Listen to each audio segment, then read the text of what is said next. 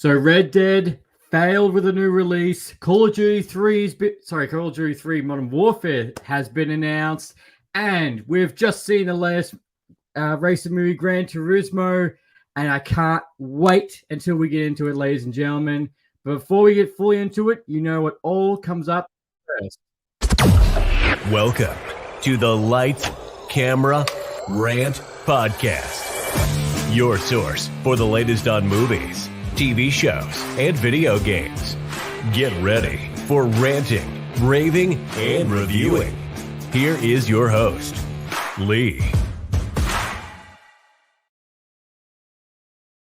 And welcome back to another episode of Lights, Camera, Rant. And I first have to say to everybody, thank you so much. We hit 500 subscribers on YouTube. Woo! So thank you to everybody, and thank you for everyone who keeps coming back every single week. And look, a little bit of news that this is a little bit different. I usually cover this stuff, but I saw just the other day that apparently YouTube is actually making some changes. They will be on your YouTube profile, you'll be able to add more links onto that, very similar to Instagram. And another thing is that for other creators who might be interested in this, is that apparently YouTube will be changing their shorts so the fact that it can go straight into long form content. And you're probably thinking, Lee, why are you talking about this stuff when you never talk about this? I'm like, I can tell you why. It's because just like everybody else who's trying to create and make new things, this little information can help. And I thought, you know what? I never covered this at all. So I thought, hey, I'll do something a little bit different.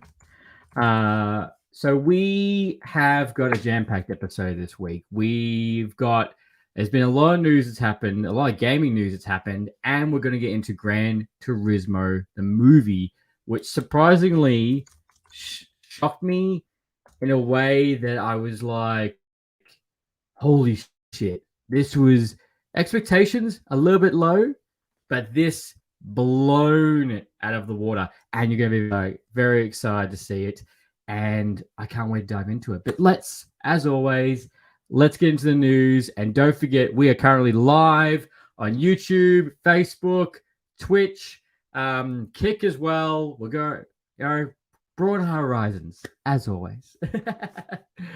So let's get into this. Let's get into this. So first things first, I would also like to shout out to Mark, my podcasting coach, who's currently on Twitch. So thank you very much for coming past, my friend.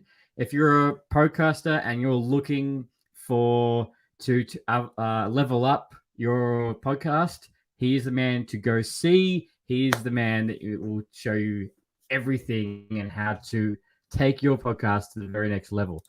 But hey, thanks for coming past. So, as I think what a lot of people have seen is Red Dead Redemption. Anytime, man. Anytime. So Red Dead Redemption, this kind of sucks because we got rumblings about a month ago that apparently a new game or original game had been I was going to say Wells rating, but that's for Tapware. That's my work coming out to me.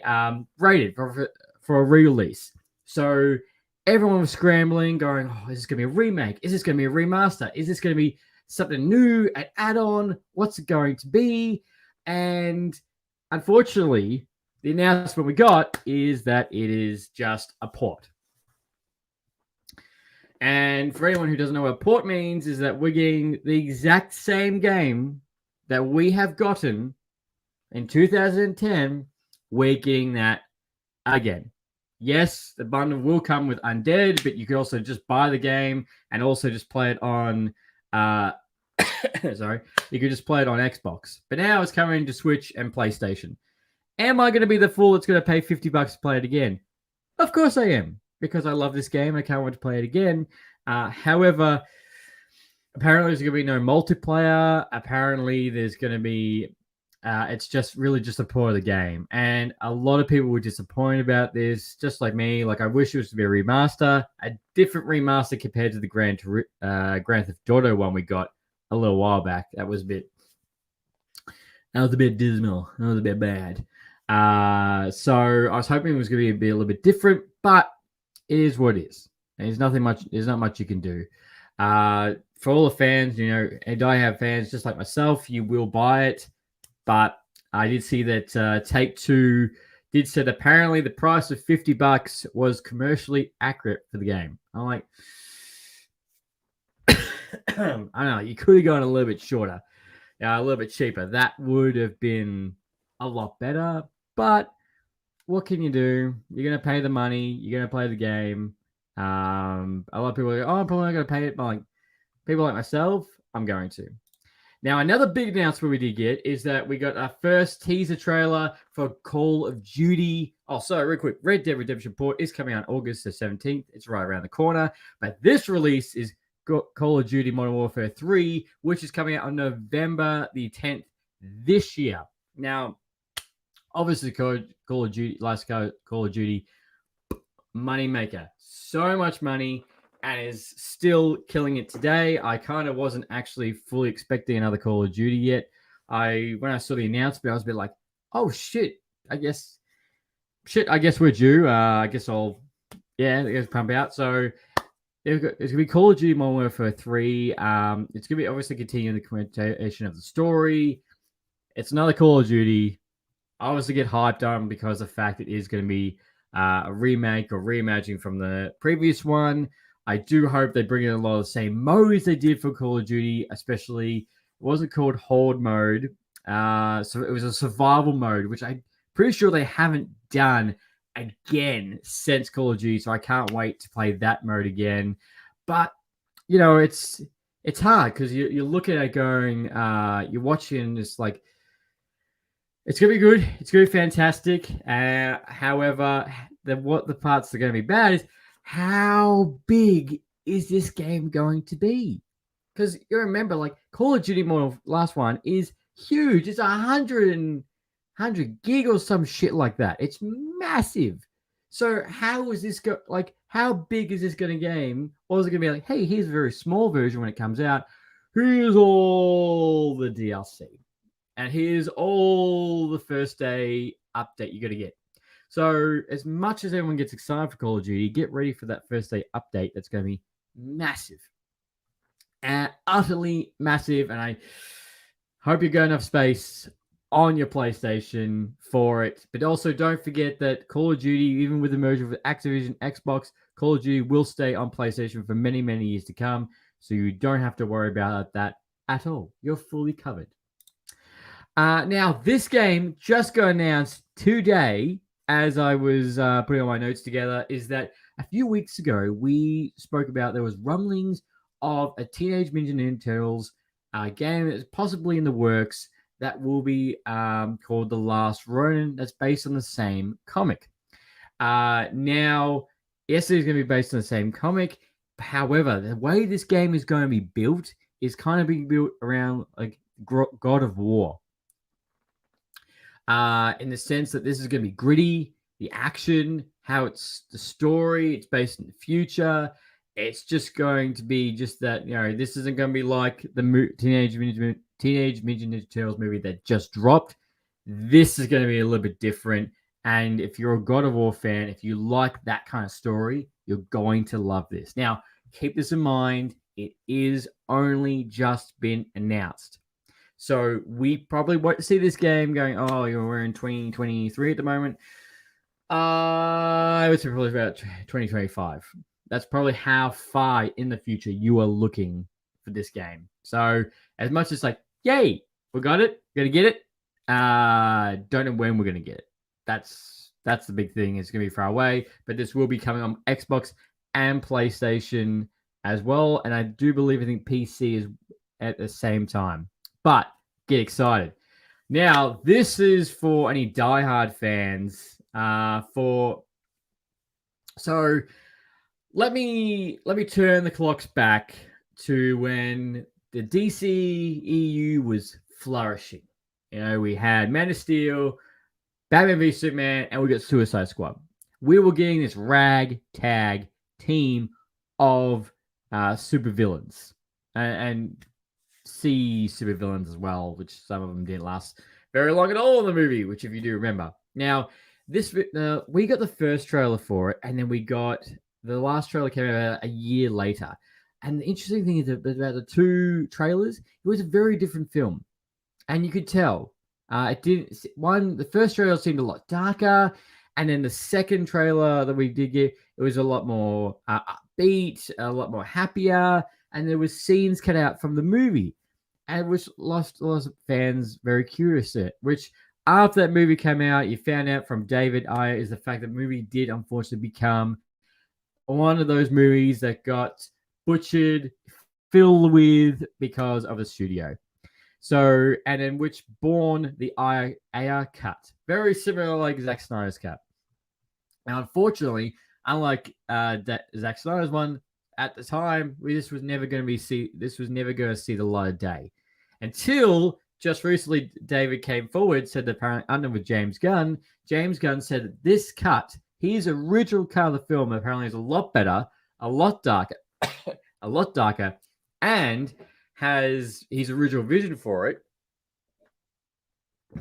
will see the light of day. Now, before you come to me going, when? We don't know when. All he said is that it will see the light of day. That's all. It will see the light of day. But when is the biggest question. But don't you worry, for anyone who's a fan, you will see the cut of this film. I gotta put this. I'm like not dying for it. Like I'm not clamoring for it. When it got announced, when conversations came out originally, I was a bit like, cool. Look, if there's a better version of this film, I would gladly take it. Like, yes, please. But after that, I can't say I've been like, when's it coming out? Hashtag restore the icon or release the icon. All that Zack Snyder bullshit, which did work. Actually, so can't say too much. But if you're one of those diehard fans, you are in store. It is coming. Get ready for it. It's just no time frame, and just don't hold your breath at all. Now Barbie is continuing to make money at the box office. It's $1 billion. Please go check out our last week's episode because we reviewed it with Twisted Metal. We did a Twisted Barbie episode. Now Barbie has just broken a 33-year-old streak. Yes, 33 years. Barbie has become the highest grossing comedy of all time. And do you want to know which, the streak that got broken? I was like, oh wow, that's cool. It's 33 years. But do you want to know what was the original movie that made that record?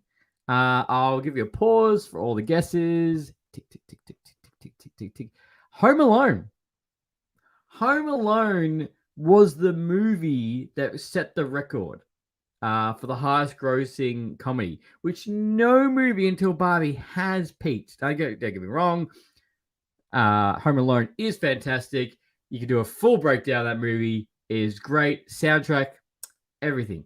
But I think the most thing I was interested about was I was like, oh wow, really? Like, no, all these great comedies have come out, like nothing. Obviously, there's been a bit structured, like this is the highest grossing R-rated film, or this is the highest grossing R-rated comedy. Like they've had that, but this is just comedy across the board.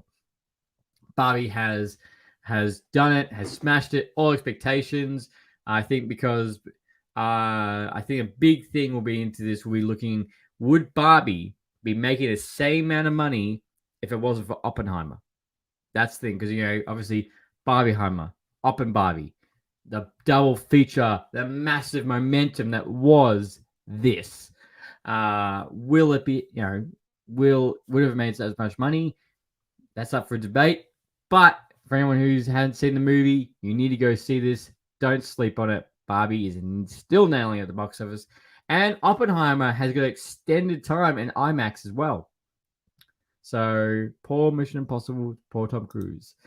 Now, okay, the next Sony project after Kraven the Hunter is the Madam Web movie, which apparently will be getting a first look or first trailer this October.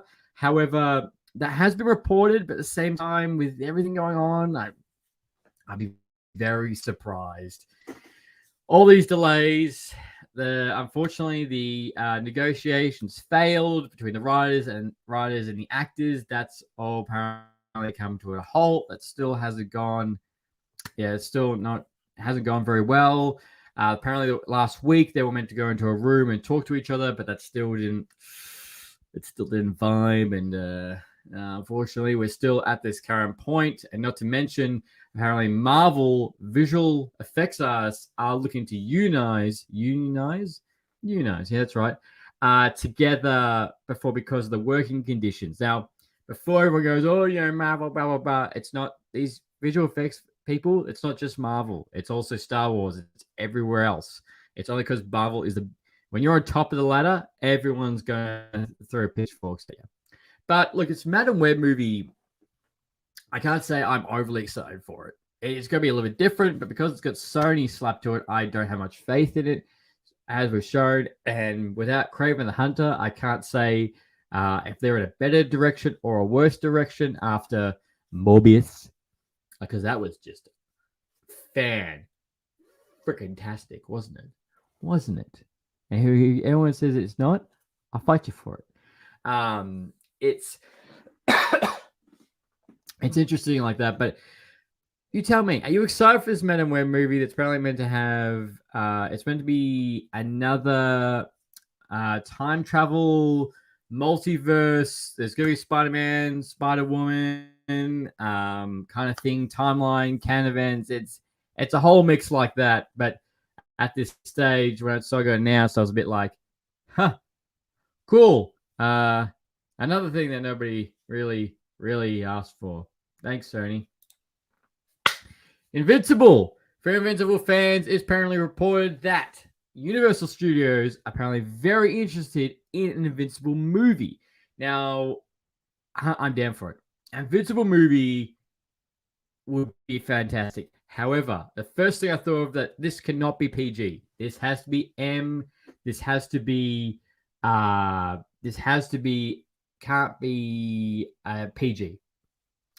It can't be PG at all. It's got to be it's going to be like that. So how it's going to be structured is it's going to be MA. It's going to be something like that. That's what's it's it can't be anything less, or it's just going to be bad.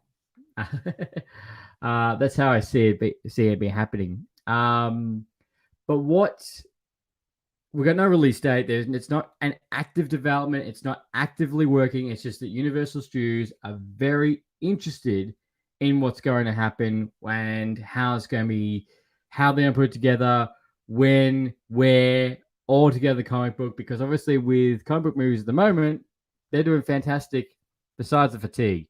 But you tell me, who do you want to see cast in Invincible? What do you want to see in it? Where do you want it to take place? Who do you want to be actor? I want Jane Jonah Jameson in a particular role. That would be fantastic. But what do you guys want to see? You tell me. Now this is this is kind of bad. This is kind of bad. So Echo has been removed from the Disney slate. Now, this was meant to come out at the end of November. However, judging from it being removed, it's not looking good.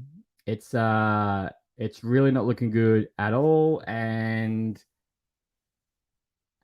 for Disney, with everything getting removed, because right now, not only is Echo getting removed, Deadpool 3 has also been removed. It's just these things. It's going to keep happening until this strike ends.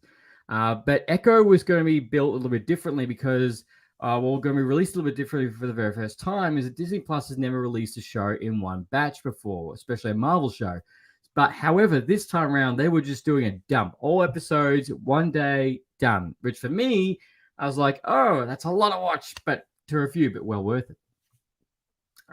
But it's interesting in saying that that's going to be happening, but now it's gone. So I really hope they don't scratch Echo, because this is going to have Kingpin, it's going to have Daredevil in it. So I hope they don't scratch it. But for any Echo fans, which I don't know how big or how large you guys are, it will not be coming out at the end of this year or until we get another official release. That's the hard bit. But yeah, so Deadpool 3, even though just a couple of months ago it got pulled forward from its June release into May or March, it's now been taken off, which apparently all Disney projects release dates are currently all pending all the way until July next year. So if you're waiting for that, I am really sorry. I don't know what... it just sucks. Being as I keep saying every single week, actors, writers, they should be all paid the exact amount. However, as a consumer, this is shit. I just want to bang my head. Now, this was interesting as well. So last week I reported that Gal Gadot came forward that said Wonder Woman 3 is currently in active development in the new DCE James Gunn era. However, there are reports apparently that is not the case. Apparently, James Gunn and Peter Safran are currently not working on a brand new Wonder Woman 3 to go into the brand new DC. So there's kind of like conflicting reports between the two. However, but the thing is, the way to look at it is until we have something concrete, it's just all up in the air. That's it. But it sucks because she's just said that those reports to come out, and we don't know who's like. I feel sorry if that isn't the case because Gal Gadot's just come forward and talked about it, but we've only got the first phase of DC at the moment. Another thing with DC that I'm really pissed about, for us in Australia, and I don't know why,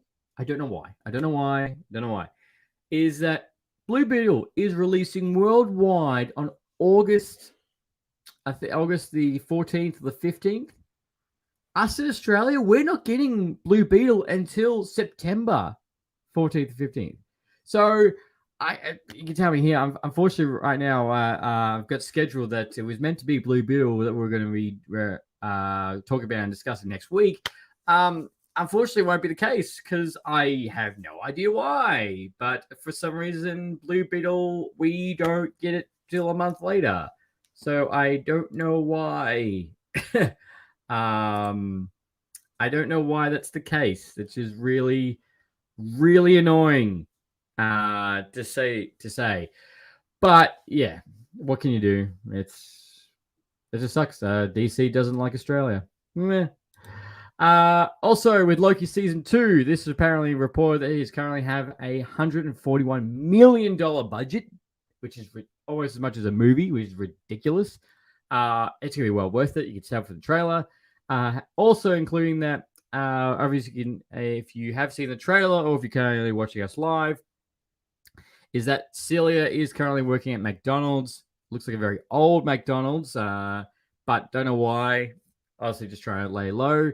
She'd be working at McDonald's, and McDonald's are doing a tie-in with Loki Season 2, and I think it's to do either a new burger or a sauce, swash on sauce. It's going to be about the two. So, if you are a fan of Loki and you like Macca's, tie-in, it's going to be right here. Unfortunately, again, it probably won't be something in Australia. It's only going to be in America. But, hey, I can't remember the last time I saw... Actually, no. What was it? Across the Spider-Verse. I remember seeing that you could get black burgers. And you could get black burgers. I was like, ooh, I ain't touching that. No way am I touching that. But you could. So, Loki Season 2 is right around the corner. If you haven't watched the trailer, go watch that and come back. Now, speaking of Spider-Verse, now this is really interesting to see, was that apparently on the theatrical release of the film and the digital release that's only happened last week, is that there are actually scenes that have changed. Dialogue. There's one scene where Spider-Man's talking to Miguel, and he's saying that he's going to do his own thing and he's going to go back home. Nah, doesn't say back home at all. Just cuts off there. Doesn't say that. And there's also another scene where he originally, the theater version, he's talking to himself in his thoughts, but then that's been removed away. It's no longer a thought bubble, and it's going to Miguel talking to him in the previous scene. That's weird. And another thing is they altered the dreads to Miles' alter ego at the end of the film for some reason. Don't know why. But it's just really weird.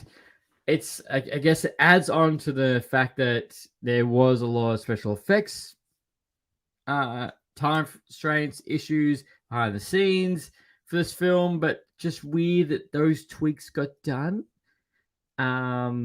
Just really, obviously, you viewers watch it, you won't really notice it, but for those really diehard, like as we've seen, is why. The biggest question is why would you have had these changed? Like, that's the weird thing. Why would you get these changed? But you know, stranger things have happened. But if you have noticed, that is, yeah, I don't know. And right now with Spider-Man Beyond the Spider-Verse, as we all know, there is no release date. It is, you're looking at 2025, ladies and gentlemen, which is quite sad. It was such a good film. I have to wait so long. But let's get on to our main review, ladies and gentlemen. Gran Turismo, based on a true story. So this film, a Gran Turismo film, has been in active development since July 2013. That this movie has been in the works, or they've been trying to make this film. Now, for anyone who doesn't know what Gran Turismo is the real race car driving simulator. This game has been over 25 years. It has been one of the pinnacles of PlayStation consoles and gaming. It is the upper echelon for you to be a race car driver. Ever since the very first one, all the way to now in Gran Turismo 7. It is a insane selling game. It has done well every single time it's done release. The attention to detail, the cars, everything. So this speaks to every single race car driver, race car fan on the planet. You have Gran Turismo and every race car game under it. Oh, Hot Wheels Turbo Racing. No. Gran Turismo is still very one. Now, since obviously it has inspired drivers, it's inspired people to go be this is the closest you could ever get being in a race car. And then when you get the full setup, with the steering wheel and the pedals and the gears, it is immersive, which we have seen time and time again. Now, this movie is based on John Mannenborough, I probably butchered that last bit, who actually defied the odds, who was obsessed with this game, went on to be a real-life race car driver, and raced at Le Mans, which Le Mans, for anyone who doesn't know, this is an intense race. Le Mans race is one of the pinnacle of racing. Now, the thing is about this, it is a 24-hour race. Yes, it is a 24-hour race. So you have multiple drivers, and you basically, you flip into the car for 3 hours interval into this race. And it goes into the night. It can rain. Everything. It's insane to think about. It's a 24-hour race. Like, god damn. Now, that race is fantastic. So this movie is directed by Neil Blanc. He has done, I think the last major movie he did was District 9, and he went into this film. Now, I could see why. He dived in this film. It is based on a true story. The action in this movie is fantastic. The CGI holds up really well. and just the cast of characters is fantastic. Now, as I said at the beginning, went into this with low expectations. I was looking at going, okay, Gran Turismo movie, how are you going to translate this? My interest picked a little bit when I found out it was going to be based on a true story, but after seeing the movie, wow. Also, side note, when I went and saw this movie, the audience in the cinema was utter shit. If you're in a theater and you're talking, shut the hell up. Shut up. Honestly, you're in a theater for 2 hours or 3 hours, Oppenheimer, depending, and it's the one time we just shut up and stop talking. We had to actually tell people to shut up because they kept talking. I'm like, come on. It was so annoying. But what else? Yeah, what else can you do? It's just shit. Nothing much you can do at all. Now with the film, it obviously starts off with John, who's played by Archie, and how he's obsessed with the video game. This is what he wants to do with his life. His dad doesn't approve of it because he's like, why are you wasting your time in front of a screen? And all the same chestnut that you get with every single game has felt their entire life. It's like, why are you just wasting your time? And obviously with his brother, it's based in the UK. And you find out that Orlando Bloom's character, who's an marketing ambassador for Nissan, goes to open this tournament up. He goes to open a GTA Academy. He wants to get the best drivers in the world, compete against each other, and one of them, see, it's a signed contract to go race for real. Now, this is obviously, again, this is based on a true story. This really happened. Now they put the tournament out, and John, he plays in a tournament. He wins. He gets into it. There's 10 people from all across the countries of the world are the final 10 into this. Now, as even at the very beginning of this movie, you hear the old Gran Turismo sounds, especially when the lights green, orange, red go. Same sounds. You get a nice prologue at the very beginning of the film that tells you briefly about the history of Gran Turismo, how it was born, where it was made, and you get the nice, like, just the intro, all the sounds of it. And one of the best things about this movie as well, is you get to see is that when John is playing the game, it does this fantastic shot of him in the car and outside the car, but fully broken, like what he's seeing, which was really cool. And then when we get into the actual on the race car tracks, it's so cool. You actually have above his car, you see which position he's in, very much like the game. So the game and the movie blur together really well. So if you're obviously a big fan of the game, you will not be disappointed on the nice little details they do throughout. Easter eggs, if you will, but just touches from the game, which just make it fantastic. Now, obviously, when John becomes the last 10,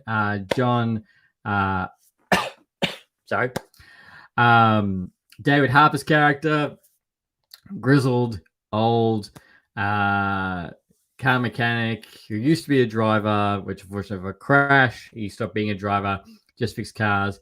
He helped Orlando Bloom's character to chain this team up, and it really pushes the fact that you're a bunch of gamers. I have no faith in you. I'm going to test you. I'm going to push you until you don't want to be here anymore.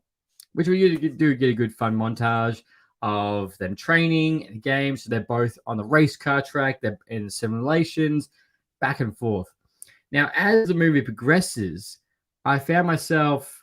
It does. Owen on Twitch.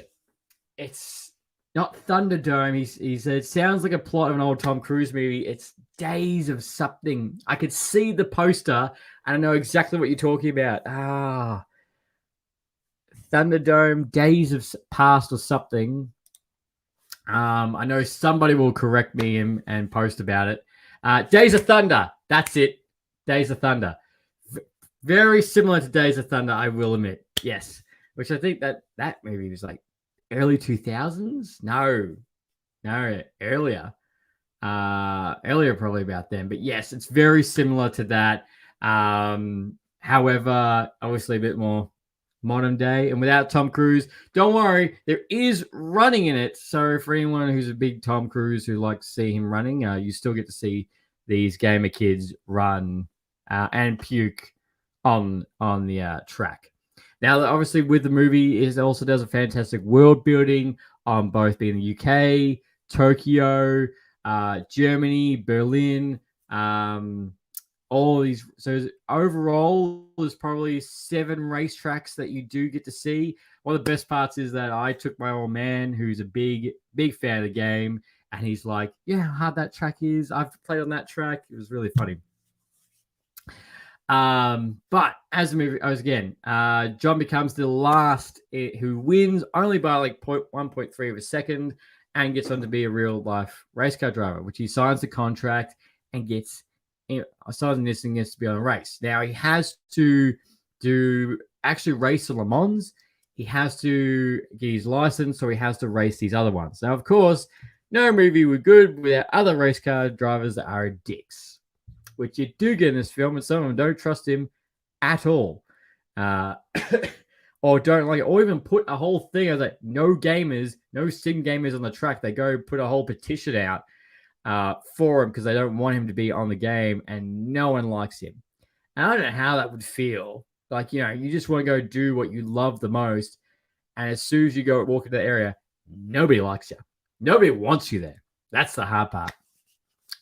Now, this also does show a very traumatic event in which one of the races, John, unfortunately, his car goes airborne and crashes into the crowd. It is a very brutal moment. Now, you don't get to see this, but you do find out when he wakes up from the hospital that he did kill a audience member or a bystander because of the car. Now, this did really happen. The crash really did happen. Condolences to that friends and family and pets of that person who did die. But full push comes the fact it wasn't his fault. There's nothing he could do. Apparently, the weather, it was a freak accident. The fact that his car went airborne, he was only going over the bump. And because he was going so fast, the wind took him straight up in the air, and off he went straight away.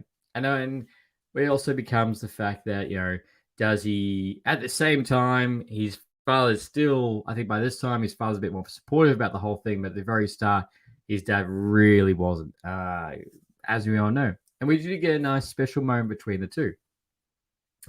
So David Harbour's character says that, look, I also had the same thing. I had a crash. I didn't continue, but I could have been the greatest. I want you not to suffer that. So he comes back, John comes back, he gets better, gets in the race, gets in 4th place, gets his license, and goes to race Le Mans. Now, some of the camera work in this movie is fantastic. You get right close up to the cars. I would love to see this in IMAX. It would have been so heart pumping in the chest, like just beat for beat. It would have been fantastic. You could hear the roar of the cars. You get to go right inside and see every time it makes a turn. And obviously, for anyone who's played the game, you can sometimes see like the lines on the track of where you should drive. You get to see that. And obviously, at the end, he does win. He does win if he gets, but not number one. He only gets third place. But it's big celebration. Spoilers, of course. Spoilers everywhere. Spoilers. And one of the best things was that when he won the race, he gets out of the car and it does the same screenshot for a brief second of the same thing that happens in the Gran Turismo games. When you get out of the car and you see a person like fist bump with winning, you see that. This movie also does a fantastic of doing like a back and forth of what really happened, of the photos, and obviously the presentation. And the camera work is fantastic. Again, it really gets in deep in those cars. And also the real life John was actually served as a creative person on the project. And he also was the stunt double too. So he still got to drive the cars and got to relive his whole things. That's fantastic. And right at the end, they did like how much more driving he did and everything he's done since then. But the biggest thing about this movie is that now I've seen a lot of people say on other people's reviews. So I look at other people's reviews after I've written mine. After I've written all mine, I go look at other people's. It doesn't change my mind, but at least when I've written it down, that's my first initial thoughts. A lot of people have said this movie is a bit bad or it feels hollow. I'm like, some of these comments, I didn't get that at all. I felt the heart. I liked the action. The CGI held up really good. I think there was only one scene that was a bit iffy. That was about it. But everything else was really good. And you felt it. It was thrilling. And I really hope this movie does really well at the box office. Now, I don't know how many box office numbers because it just released. But honestly, if you're looking for a race car movie, or you're looking for if you're a gamer, if you're looking for a true story, if you're looking for something different besides a superhero film, I highly recommend this. This was really good. On a scale between Barbie and Oppenheimer, for me, Oppenheimer is number one. Probably Gran Turismo than Barbie. Barbie was a good comedy, but Gran Turismo had a lot of heart to it. And again, it's another banger from Sony going into the movie and TV industry. So far, this was better than Uncharted. And so far, between this, Uncharted, Twisted Metal, and Last of Us, it's been banger after banger after banger. Sony is doing the right thing, and this movie is something you should not miss. And if you do get the chance, go see this at IMAX or one of those 4DX experiences to go see. You will love it. And yeah, the whole thing wrapped up nicely. As a gamer fan again, I felt every moment. I'm glad they incorporated so much to what they did. I am so glad. But yeah, that is Gran. My nose is so sketchy. That's my review for Gran Turismo, and that is the biggest news that's happened in the past week. So you guys tell me, what did you think of Gran Turismo? What do you think about the latest news, all these delays? When do you think it will all end? Who do you want to see to be an Invincible movie? Are you excited for David Arquette? And are you disappointed about Red Dead? You tell me. I'm very interested to all know. And I would like to say thank you very much for everyone who tunes in every single week, who tunes in the lives. And until next time, guys, happy ranting. Thanks for listening to Lights, Camera, Rant. If you like the show, don't forget to subscribe so you don't miss a single episode. While you're at it, leave us a rating and review, and be sure to tell your friends. Until next time.